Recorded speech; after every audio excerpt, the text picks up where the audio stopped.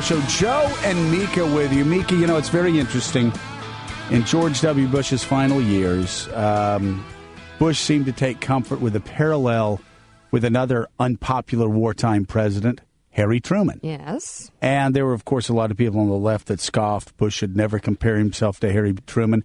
But you look at what's happening in Iraq, you look at what's happening with the bailout. Right. I'm just saying. Mm-hmm. I've been harshly critical of George W. Bush and how he spent money. You have. But I will tell you what, this guy is going to fare well in the history books. Mark my word. And don't just believe me, believe the great Mark McKinnon, who has written in the Daily Beast the question, will Bush be the next Truman? Mark, thank you so much for being with us. Smoking Joe Scarborough. Hey, Mika, how are you? How are you, Mark? I'm great. So we are experiencing right now the 65th anniversary of one of my favorite presidents, Harry Truman's inauguration. You see parallels between Harry and George. I see a lot. It's really remarkable.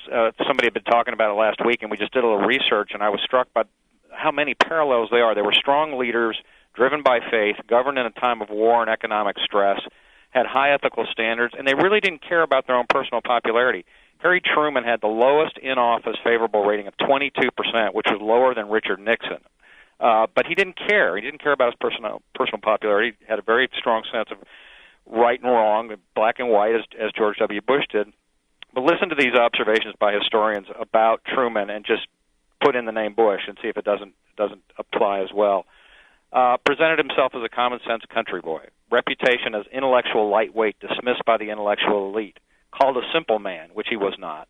No pretense, best with small groups, moved primarily by faith, and always had the shrill pitch of abuse heaped upon him by the media. So who knows what will happen 50 years from now, but I do know that there's the one thing that's consistent in really great leaders historically. Think about people like Churchill, for example. They weren't popular in the time that they governed because they had to make hard decisions, and that's the sign of a great leader.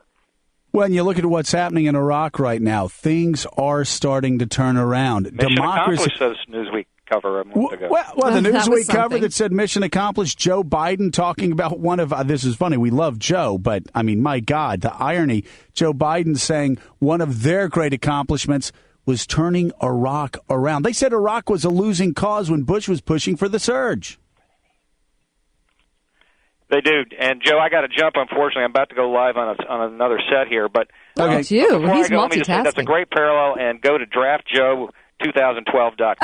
Okay. I love it. See you later. Mark. Right. Thanks a lot. Did he say Draft Joe? Draft Joe. It's a new beer. You really should. DraftJoe2012.com. I'm going to check that out. Yeah, you may. What's he up to with that? I don't know. I don't know. You better not be going anywhere.